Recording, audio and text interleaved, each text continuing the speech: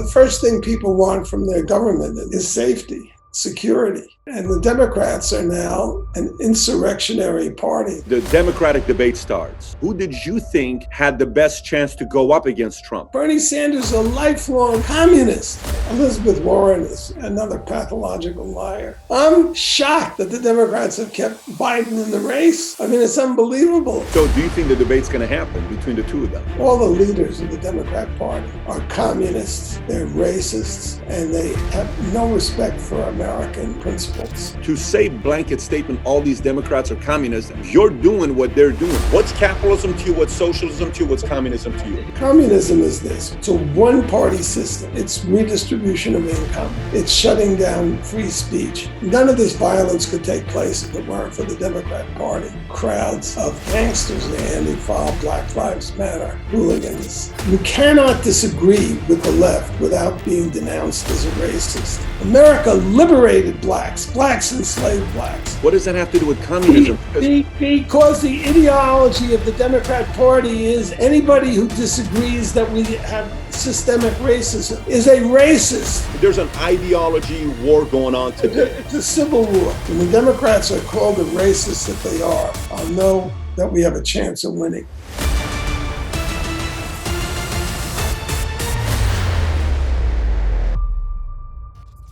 My guest today is David Horowitz, who's a 5-time or 6-time New York Times bestseller. When you write as many bestsellers as he does, you lose count. But his best book so far right now is the one that just came out. The title of the book is Trump Will Smash the Left and Win.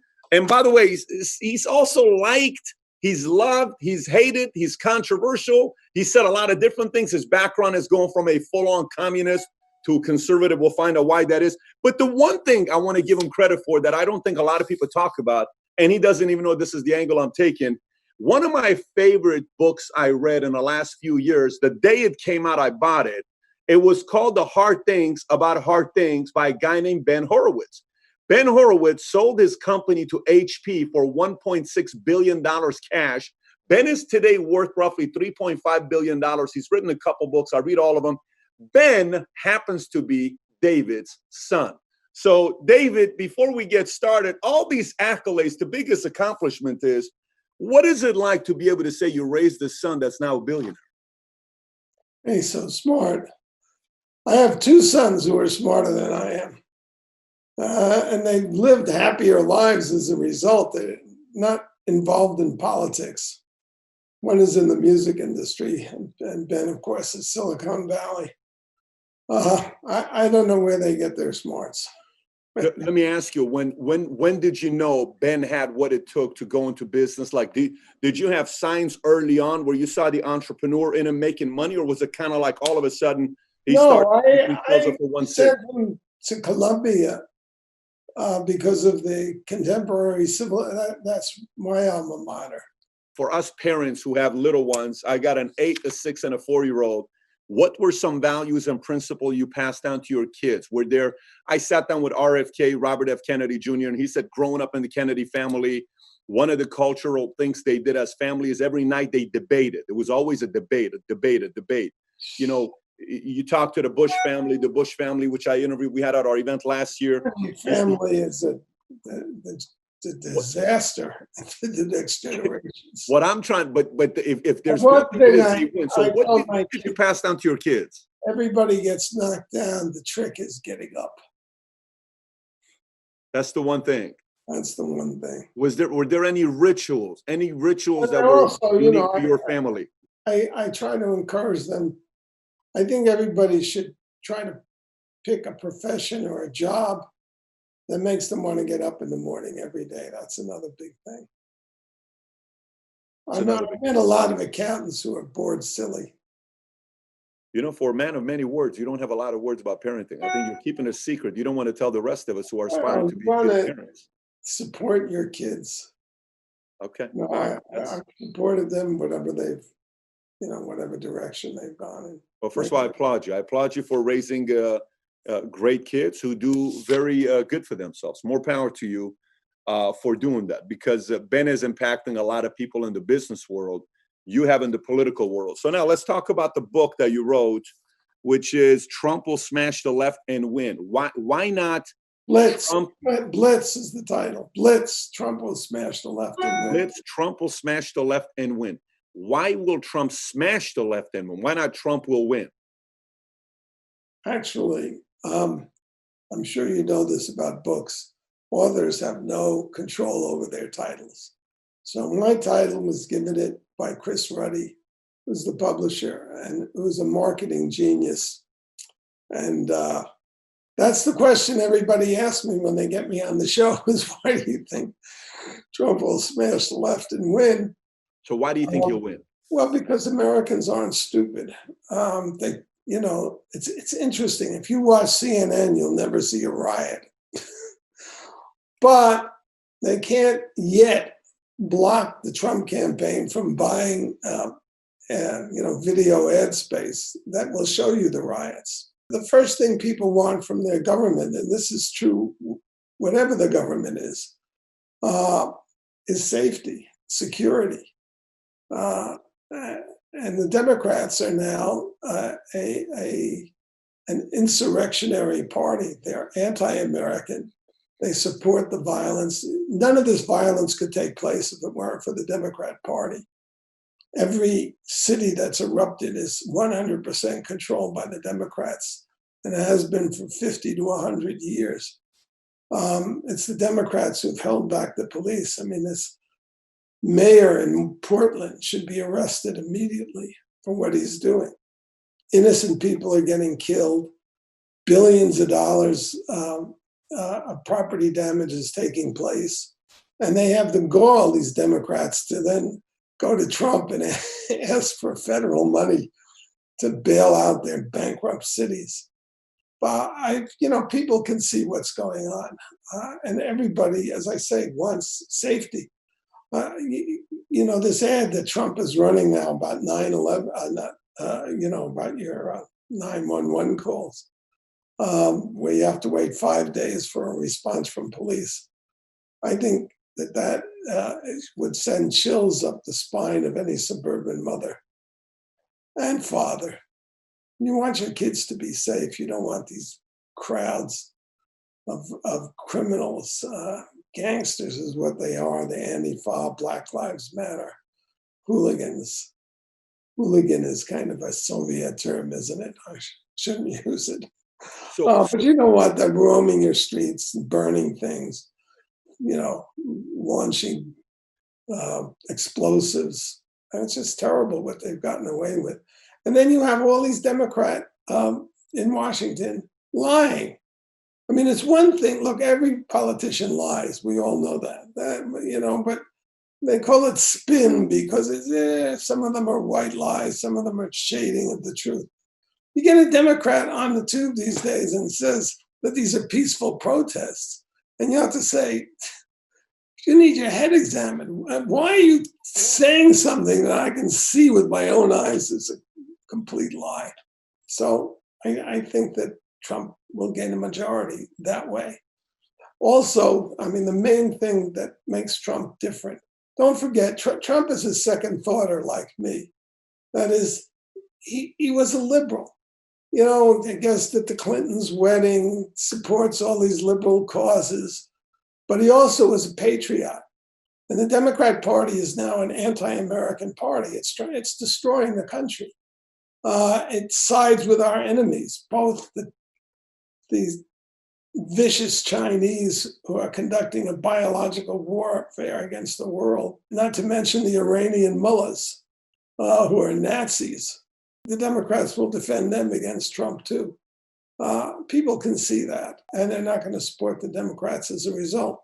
The only joker in the pack is the mail-in fraud, which the Democrats are committed to. And I think Trump is very right to raise this as an issue.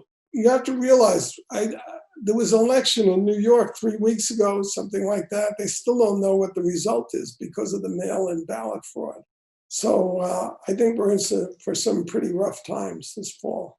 Do you think we're going to see a debate between the two of them? Because I know Biden agreed to 3 of them. Do you think we're actually going to see a debate?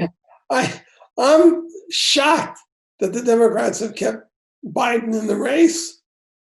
I mean, it's unbelievable. you have to be consumed with a rabid hatred of Trump to even consider that Biden is a candidate. Even before he got dementia. I mean, I don't know that he can tie his own shoelaces these days, but even before he got dementia, he's a nasty piece of work. I mean, I don't know how he gets the reputation of being Uncle Joe or some good guy. You know, he's a bully. He will say anything. He's a political whore. And he's got a mafiosi mentality. You look at the way he threatened the prime minister of Ukraine. You know, I'm going to get on a plane if you haven't fired this prosecutor who's going after my corrupt son. I'm going to take $1 billion out of your pocket that the Congress has already voted for you. And then the same son of a bitch, Biden, he attacks Trump, who didn't give a quid pro quo to the Ukrainians and is perfectly comfortable with, trying to overthrow him. I can't say bad enough things about Joe. I've never liked Joe Biden. I can't say bad enough things about him. He's made every immediate member of his family, his wife, his sister, whom we can't distinguish between, his brother, his son, they're all millionaires and multimillionaires off the government tit arranged by Joe Biden. What can you say about this guy that's positive, unless you're lying? So But now does he believe it? He's supporting, Bernie Sanders' program. Bernie Sanders is a lifelong communist. They're probably never a member of the party, but he's defended every communist dictator and every communist atrocity, for 60 years. Learned nothing. And he's an angry, nasty piece of work. He hates billionaires. He doesn't hate millionaires because he is one. Anyway. So do you think the debate's going to happen between the two of them? I can't answer that. I sure, yes. It And looks and like when the Democrats are committed to running this. It's like Weekend at Bernie's, that film where they wheel a corpse around. By the way, have you seen Dinesh D'Souza's documentary? Because some of the stuff you're talking about, it's in his new documentary. No, I haven't seen it. Dinesh, Okay. I've known Dinesh since he just came out of college. He's a very brilliant young man. I guess he's not as young anymore, but I always enjoy listening to Dinesh. If you were an ally, let's just say, as a conservative yourself, if the Democrats were to have hired you, hypothetically, I know this is not going to happen. If they were to have hired you and said, look, we want 100% accurate answers here. They put you on a lie detective test and said, here's the panel of all the candidates that we have going up against Trump. Who do you think stands the best chance going up against Trump when they put their candidates up? I'm talking about Buttigieg, I'm all these guys. To a man and women, all the leaders of the Democrat Party are communists, they're racists, and they have no respect for American principles. You can't declare a resistance to a duly elected president and not be an enemy of this country. Our whole democracy is based on the peaceful transition of power. That's why we have honeymoons for incoming presidents. Barack Obama, who was an extreme leftist, got a honeymoon that lasted more than a year. Trump didn't get 7 seconds. They, met at a hotel at the Mandarin Oriental. This is all in my book, Blitz, by the way. At the Mandarin Oriental in Washington. Pelosi was there. Elizabeth Warren was there. The street communists who managed Occupy Wall Street, the Antifa people, they were all there. And they formed a resistance to a duly elected president. The last time that happened was in 1860 when Lincoln was elected. Then they conducted this phony impeachment process for 3 years, knowing from the outset that it was based on lies, that there was no evidence. Imagine accusing the president of the United States of being a traitor, of being in Putin's pocket, of Putin having something over his head, which Nancy Pelosi is doing to this day, to run him. You want to hurt the American people, that's what you do to their commander-in-chief. If you are an enemy, if the mullahs had a psychological warfare unit, that's what they would be doing. They are doing, undoubtedly. One of them who's been nominated or is mentioned as a lead is the head of the Black Caucus, Karen Bass. She's a communist. She was a leader of the Venceremos Brigades, which was run by Cuban intelligence for decades. That's the kind of people that they have. All that said, I think that it would be stupid not to pick Susan Rice, who's a pathological liar who lied about the Benghazi, buried our heroes in Benghazi with her lies. She's the only one who's really qualified to be a vice president, because the vice president is going to be president. But I guess what I was asking was the following. What I was asking is, the Democratic debate starts. They have all these candidates on the stage, right? Who do you think, before all of a sudden one day before Super Tuesday, like, oh, we're choosing Biden and Buttigieg dropped out and Mary and Warren and Sanders, everybody dropped out. Who did you think had the best chance to go up against Trump? Not that they could beat him. Who had the best chance to go up against Trump? Yeah, I'll stick with Rice. I mean, Elizabeth Warren is very dangerous because she's quite smart. But she's another pathological liar, and also a very dangerous individual. She has called for she said what we need are race conscious laws. So she, as you know, lied about her ethnicity to get a cushy job at Harvard.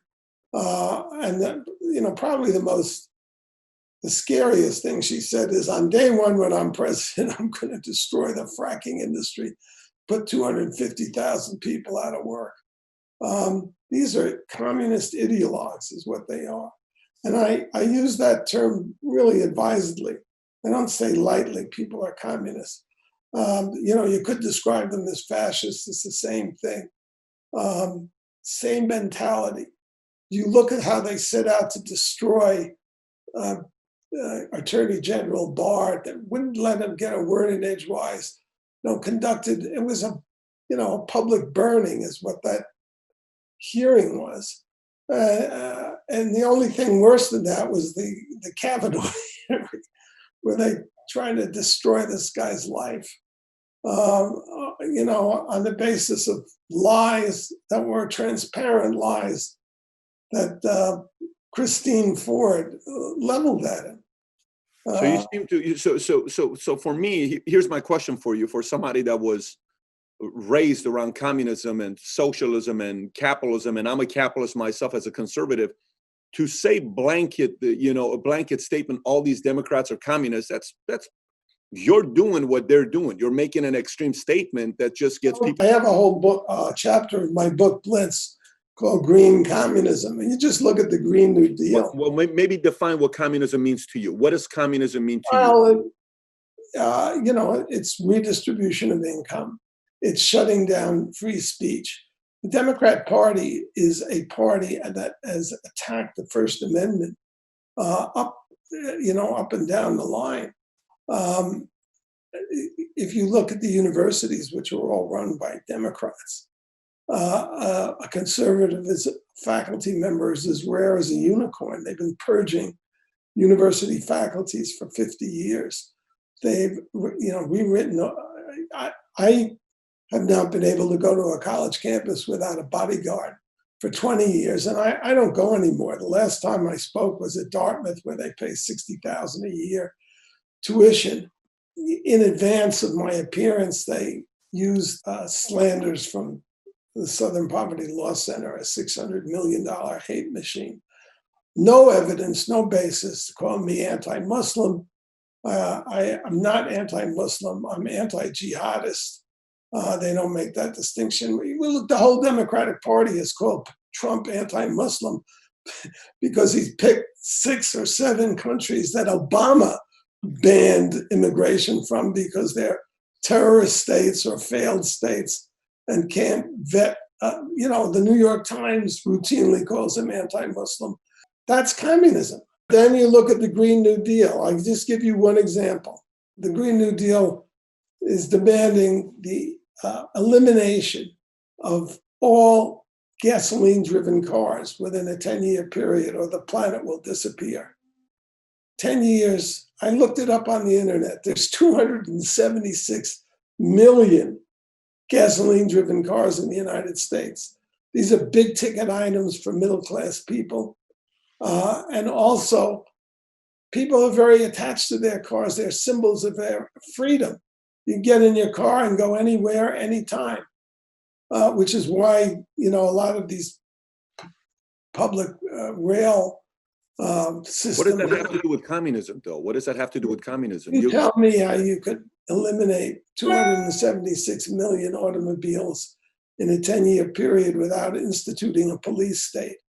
And when you ask them, they're pretty frank about it. They don't use my language.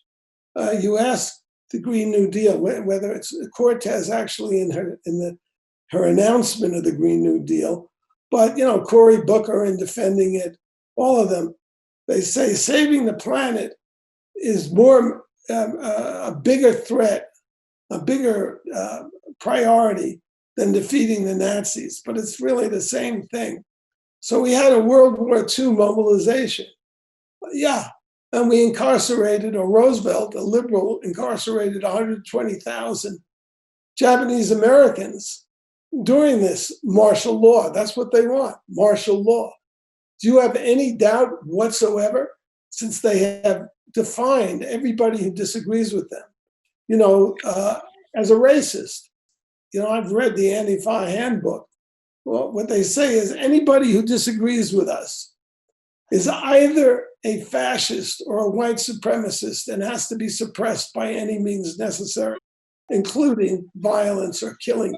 So here's my question. Show me the Democrat that's denounced Antifa. But here's my question for you. The part that for me, I know where I stand. The best-selling book in America is How to Be an Anti-Racist.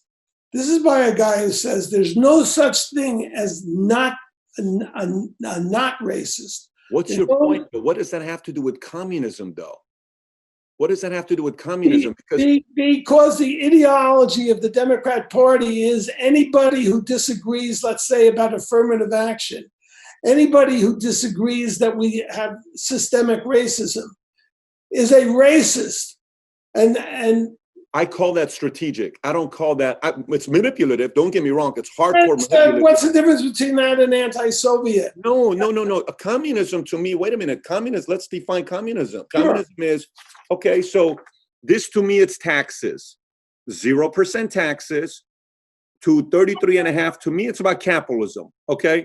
The moment we cross 33.5, we're getting close to socialism. So socialism from 50%, anywhere upwards to 100% is social. 100% is communism. You mean to tell me these guys are $100 trillion program, the Green New Deal.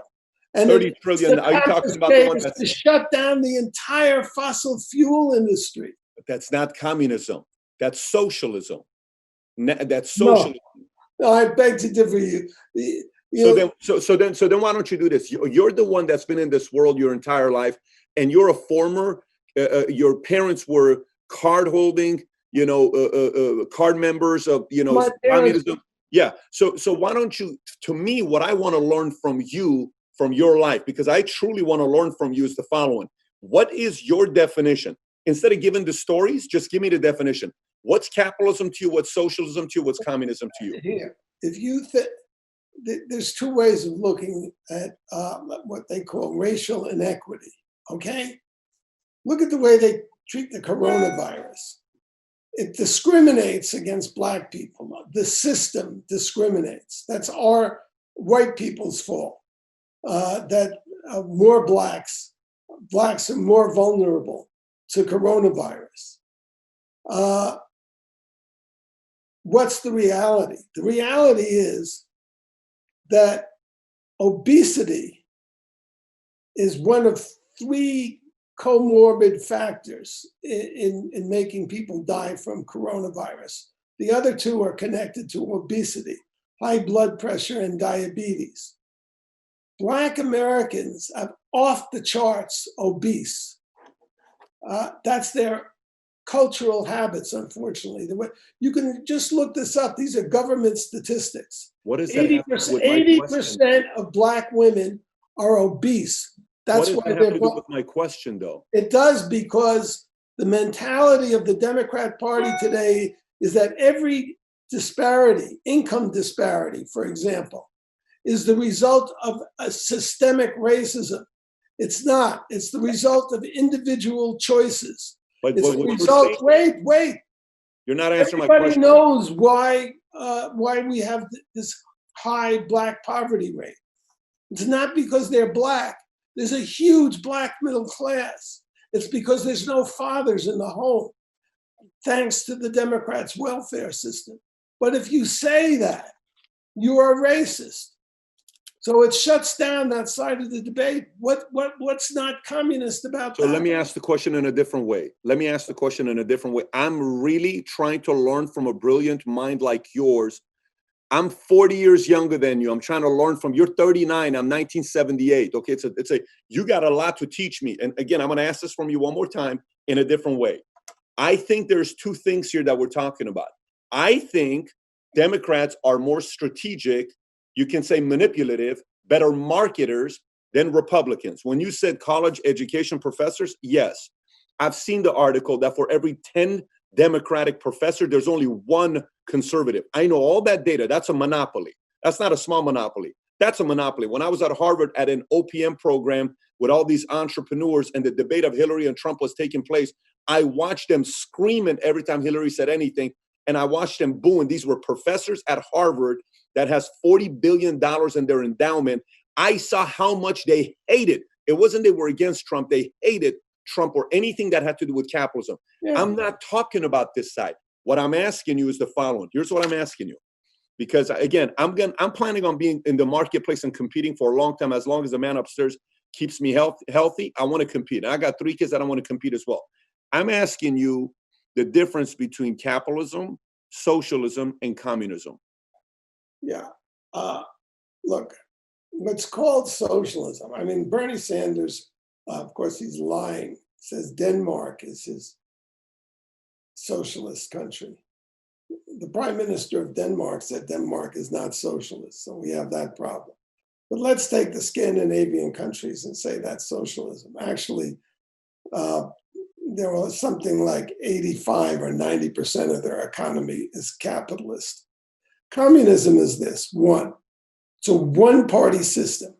You have to toe the party line. The party line in this country is already called political correctness. You cannot disagree with the left without being denounced as a racist, which is a crime in their minds and being suppressed. Their economic programs are, you won't have, what did you say, 33% taxes? They're going to tax 90%. $100 trillion. Where does it end? And it means government ownership of everything. This is not Scandinavian socialism. This is Marxist communism. They're as communist as Fidel Castro was, who, by the way, when I was a young man, I fell for his, his party line, hook, line, and sinker. He was a new leftist. He was neither a communist nor a capitalist, whatever the hell he said he was. They lie. Now, we have already in this country the foundations of a totalitarian state. And why do I say totalitarian? If you listen to any of these leftists, every aspect of your life is something they think is political. People are losing their jobs. A woman lost her life. This 24-year-old mother was murdered for saying all lives matter. This is what we're up against. It's not the Joe Biden time servers. It's the ideologues that are the problem. Now, we have 47 states in our country now that have hate crime legislation. A hate crime is a thought crime. You kill somebody, that's a crime. Anybody who kills another human being is deranged in some way. Their motives, their intentions, but making it a hate crime makes it a thought crime. I'll give you an example. One of the first implementations of hate crime legislation was 3 black kids went to see the movie Mississippi Burning in Wisconsin. They came out, they were really angry from what they had seen, and there was a white kid across the street, and one of the 3 said, let's go F that white kid up. And his 2 friends started going across the street, and he said, no, I didn't mean it literally. And they beat the crap out of this kid and hospitalized him. Now, all 3 were charged with the crime of beating him up, and the guy who said, let's go F him up, got an extra 2 years for the hate crime. When you have a hate crime, of course, it's the hate speech also. You have the foundation of outlawing anything that you disagree with. And you can see them use it in practice. They called Trump a white supremacist. For 30 years, Donald Trump was a major public figure. Everybody in America knew who Donald Trump was. But nobody said Donald Trump white supremacist until he ran against the Democrats. Now, why do they call him a white supremacist? Because the Democrats have a dirty secret that they're trying to hide and defend from the public. And that is that they control every inner city of size in America 100% and have for 50 to 100 years. Every injustice in the every killing field, Chicago, Detroit, Baltimore, St. Louis, 100% controlled by the Democrat Party and has been for 50 to 100 years. Every injustice done to blacks, real and imagined in the inner city, Democrats are 100% responsible for. There's not a Republican in sight in Minneapolis, or Chicago. They call Trump a racist to neutralize his critique of the inner cities. And so let me ask you a simple question. Do you think their tactics are going to stop? No. Okay, then so I agree. They're not. Okay, so this is what I say. Based on what you just said, is it fair to say that everything in a way is a war that's going on? Not the kind of war that you're talking like, war like, bombs and all this other. Yeah, there's a war going on. Yes. There's an ideology war going on today. It's a civil war. There's violence. The reason that there's not 2 armies is because the federal government is so powerful. So the war is over control of the White House. Once they get that, they're going to start putting people in jail for hate speech and alleged hate crime. But I'll give you my 2 cents on that, because this is what I'm trying to get to with a person like you that actually has influence and people listen to you. I call Republicans lazy. Here's why. This is why. Let me finish, and I want to hear your thoughts. Well, I'm not disagreeing with you. I call Republicans lazy and short-term thinkers. Why? Because Republicans just said, let them talk as much as they want. I'm just going to go make my money. Let them say whatever they want. Meanwhile, Facebook, owner left. Twitter, left. YouTube, Google, left. New York Times, left. LA Times, left. Time Magazine, left. Washington Post, left. Amazon, left. CNN, left. ABC, left. I can go on and on. It's Wall Street Journal, Fox, Fine. Everything else is left. Now, here's the thing. The Republicans had a chance to buy Twitter for $6 billion. They didn't. The Republicans had a chance to buy Washington Post. They didn't. The Republicans had a chance to buy LA Times for $550 million. They didn't. The Republicans had a chance to recruit and build their own schools and have all these kids go to their schools with the thoughts of capitalism and economy and all that stuff. They didn't do it.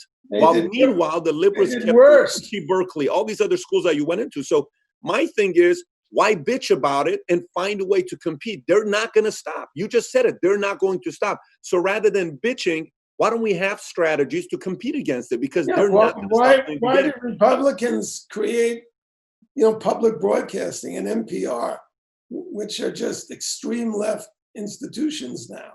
They gave it to the left. I couldn't agree with you more. 30 years I spent a voice crying in the wilderness over this. That Republicans called leftists and communists liberals. They refer to Angela Davis, who won a Lenin Prize, as a liberal. They still do it. They call people who hate them liberals. The only liberals in this country are conservatives, and the only people who believe in two sides to a conversation and respect for people who disagree with you. So yes, Republicans are cowards. They're lame. If Paul Ryan were in the White House, it would be all over. We have a fighter in Trump, and that's because I think, like I say, he's a patriot, and he's somebody who is not embarrassed about his credentials, since he was a liberal for so many years. Why'd you leave the Communist Party yourself? I was never a communist. When I was 17, when the Russians invaded, when the Khrushchev report came out in '56, I was 17, and then the Russians invaded Hungary. So I was never a communist. My parents were card-carrying communists, and everybody we knew and trusted was a communist. But I was just a young man, and I was a new leftist. I believed in rescuing socialism from the communists. That's what made me a new leftist, until the Black Panther Party murdered my friend, a woman a mother of 3 children I had recruited to do their bookkeeping, because I had created a tax-exempt foundation for them. Is that Betty? Is Betty you're talking about, Betty Van Tatter? Yeah. And all my friends said the white power structure killed her. And I knew it's an evil movement. Shortly thereafter, the left won its biggest victory, and every Democrat tries to claim that it was he or she was part of the anti-war movement. It wasn't an anti-war movement. When the communists won because the left forced America to withdraw, they proceeded to slaughter 2.5 million Indo-Chinese peasants, and there wasn't one demonstration against it. I knew I was in an evil movement, which is still an evil movement. And I dedicated my life after that to fighting it. Barack Obama was raised the same way I was, by communists, and he never left the movement, never denounced it. That's true of David Axelrod, who managed his campaign, and Valerie Jarrett, who's his most important advisor, and Billy Ayers, who ghosted his book. Anyway, I've been warning about this for 30 or 40 years. And what's happened is that Obama wake a lot of conservatives up. We don't have a George Soros on the conservative side. You're right. They should have bought things that they didn't buy. But they're still calling them liberals. The hell is liberal about Nancy Pelosi? These aren't liberals. They're vindictive bigots is what they are. But Republicans will call them liberals. Then Kevin McCarthy will come out and say, here's Nancy Pelosi saying, what does Putin have over Trump that he would make this decision? Accusing the president of the United States of treason. And Kevin McCarthy will say the Democrats are playing politics, or Pelosi's playing politics. That's not politics. That's war. The Democrats are at war. We have members of the Joint Chiefs of Staff saying you can't use the military, to control these rioters. That's un-American. Actually, John F. Kennedy sent the troops, the military, into Mississippi to integrate the schools. Eisenhower sent the military into Little Rock to integrate the schools. Then nobody complained about that. That's the responsibility of our military, is to defend us against enemies at home and abroad. And these people are enemies of America. And you know it every time they open their mouths. I'm half Armenian, half Assyrian, okay? Oh, and Iranian. I'm born in Iran. I was born in Iran, but my dad his last name is Bet David. So that's an Assyrian last name, Bet, house of David. And my mother's Armenian Bogosian. You and I both know about the Armenian and the Assyrian and the Greek genocide, 2.2 million people total. We read about it. You're seeing what's going on right now with Azerbaijan and Armenia, the atrocity that they're bringing down, and Erdogan is supporting it and saying we have to finish what we started. Yeah, they're Nazis, Islamic Nazis. It's terrible what's going on there. So that's 2.2 million lives. You have the Holocaust that took place, 41 to 45, say 6 million lives. You have slavery that took place for many years, and that was millions of lives. No, wait a second. What slavery? Slavery, 400 years of slavery, where in America owning a slave was legal. Oh, excuse me. That's a big leftist lie. Not that you are leftist or are aware of it, obviously. Correct me. It's okay. What would you say it is? First of all, and that is the heart of the project to destroy America, led by the New York Times, which is the gravity of the situation we're in, the 1619 Project. 400 years includes English colonies. America was created in 1776. As a matter of fact, the Times claiming that there were 20 slaves imported into Virginia is a lie. They were indentured servants, and slavery was outlawed in Virginia in 1619. America was 168 years away from being created. It was created in 1776 with a revolutionary proposition that all men are created equal and have a God-given right to liberty. From 1770, actually America wasn't formed till 1787. But from 1776 to 1863, the Emancipation Proclamation is 83 years. And if you go from 1787, it's less, it's 72 years. That's the extent of slavery in America. Starting in 1776, the northern states freed their slaves. They were freed by 1804. The slave trade was abolished by 1808. Why didn't the northern states, why did they make a compromise with the South? Because the South was very powerful. We almost lost the Civil War when it was fought 70 years later. The South would have aligned with the British, who burned the White House in 1812, and slavery would have, who knows how much longer it would have lasted. America gave 350,000 mainly white lives to free the slaves, and the life of a president who was assassinated because of it. The reality is, Black Africans enslaved Blacks, sold them at auctions in Ghana and Benin, and white Americans freed them. The Democrat Party is a racist party, and the whites in it are self-hating whites to attack America, to allow Al Sharpton to give the eulogy, the number 2 racist in the country, Sharpton, a convicted liar who never paid, by the way, the people that he libeled. To let this demagogue talk about 401 years of America having its knee on the necks of Blacks. America liberated Blacks. Blacks enslaved Blacks. That's the reality. And the duration of slavery in America is a little over maybe 2 generations at that point in time. Fair enough. 2 generations too long. Is that a fair estimation to say 2 generations too long? No, because okay. Things don't change over. No, we barely won the Civil War in 1862 to 5. Slavery is not America's original sin. It's America's original virtue.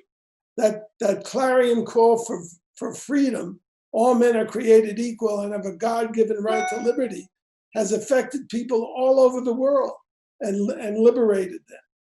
And the fact that the New York Times and the left and the Democrat Party would want to trash this country's history, deprive it, of its sources of self-pride and self-worth, shows how dangerous the Democrat Party is and why I call it a communist party as part of it.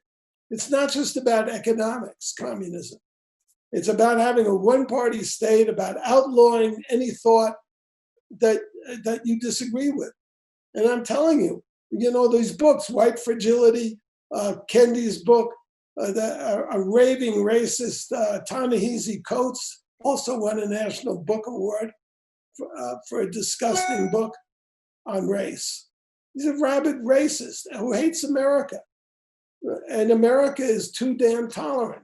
That's the reality at this point in time. I wish Republicans use the appropriate language when talking about, when Democrats accuse the President of the United States of treason, as Swalwell and Schiff and all of them have, without any evidence. Worse than that, we know now that they knew that the evidence that they claimed to have, they knew it was lies. There was never a basis for calling Trump. Why are you surprised, though? Why are you surprised? Well, why are you surprised that they did that, though? What surprise? I'm surprised that you're surprised. Because they're a traitorous party. But so why are you surprised with that? If you know that, why are you surprised with it? Because I grew up with a Democrat Party that was an American party. It wasn't a racist party.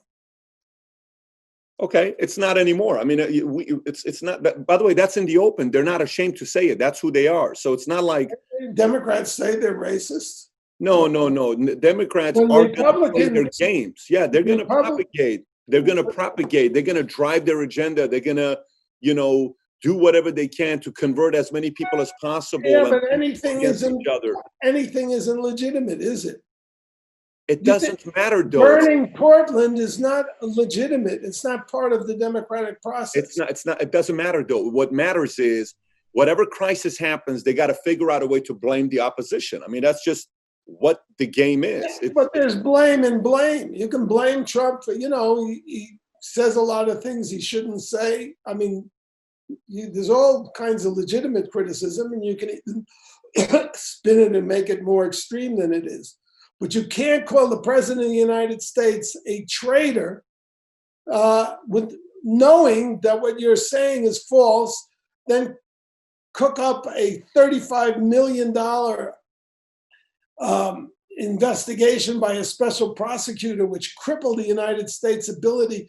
We had enormous economic leverage before the coronavirus. Why are you surprised, though? To use against, Erdogan. This is all blown. If the President of the United States, our enemies think, they're going to impeach this guy. I don't know why you're surprised. But let me go back to my question. I don't know. So, I don't know. I can't understand why you're not shocked. Of course I'm shocked, but I'm not surprised. Of course they're going to try to convert as many people as possible. Yeah, no, what I'm saying is it is an atrocity, but I'm not surprised. I know. When Republicans start calling things by their right names, I think it was Confucius who said that if you want to justify justice in the world, you have to rectify the names. When the Democrats are called the racists that they are, I'll know that we have a chance of winning. Right now, we're losing this country rapidly. My question: Armenian genocide, 2.5 million lives, 2.2 to 2.5 million lives. Holocaust, 6 million. Slavery in U.S., according to your estimation, 87 years from 1776 to 1863. Emancipation Proclamation cost 350,000 lives and the assassination of a president. This is my question. As an Armenian myself, I get a lot of people that call me and they'll say, Pat, we have to figure out a way to make this Armenian genocide official in U.S. They're not doing it. And it passed Congress, it passed Senate, but Trump didn't sign it. Why didn't he sign it? Erdogan, worries. We have 3 military bases there. What if we do that? He's going to do this. It's going to be a bad ally. We need him in the Middle East. Fine. Holocaust happens to the Jewish community. Travesty. We've read all about it. But Jews became very, very good in business, in Hollywood, in many different areas, extremely successful.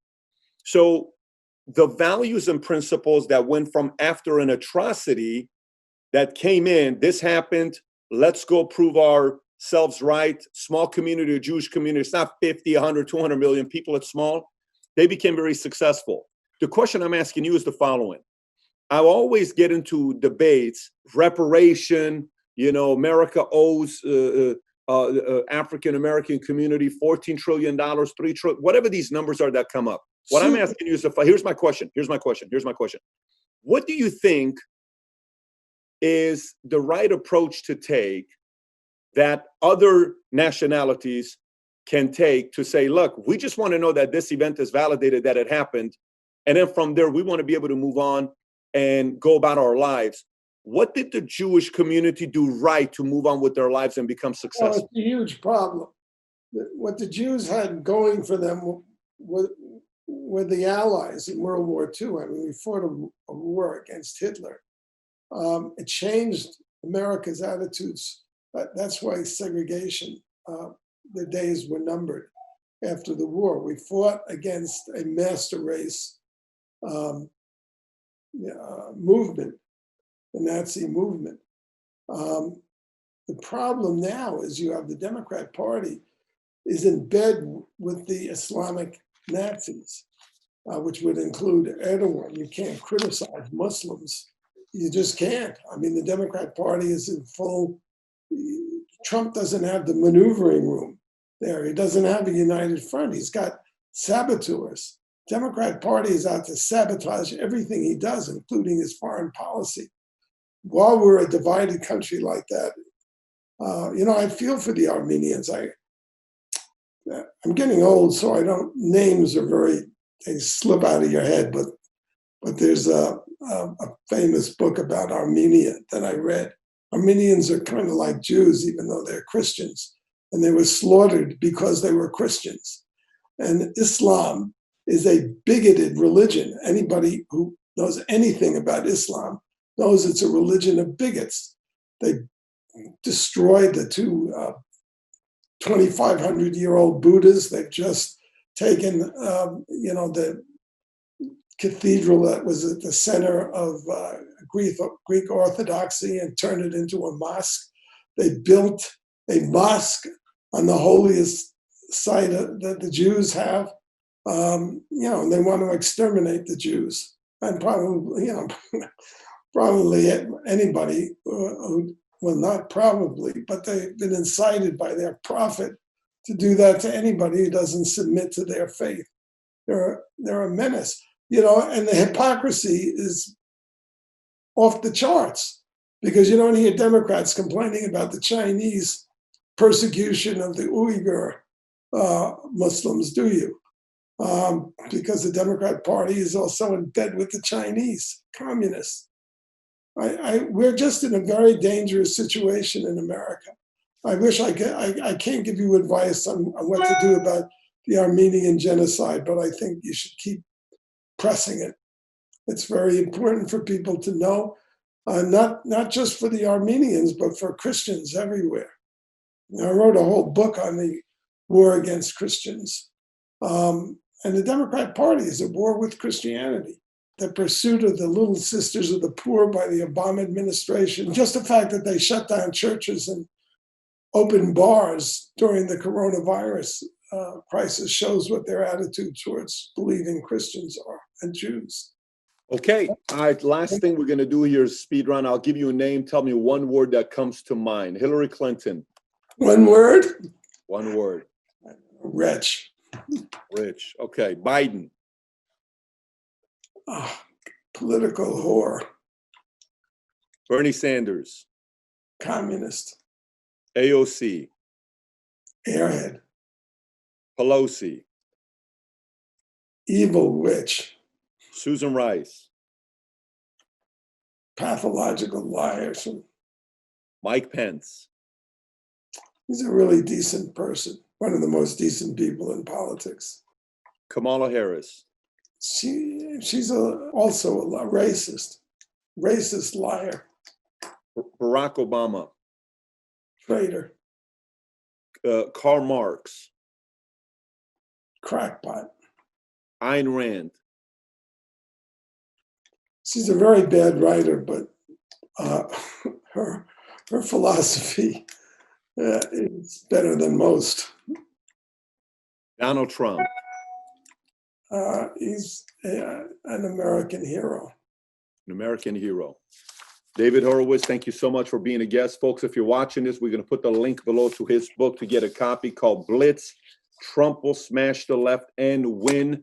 Once again, David, thank you so much for being a guest on Valuetainment. A pleasure, Pat, and it's a pleasure meeting you and getting to know that there's somebody like you out there.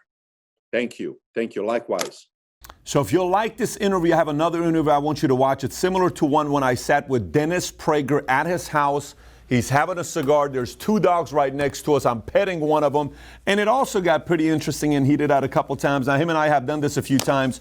And every time we do, we have a good time. But if you've not watched my sit down with Dennis Prager, I think you'd enjoy it. And if you've not subscribed to the channel, please do so. Thanks for watching, everybody. Take care. Bye-bye.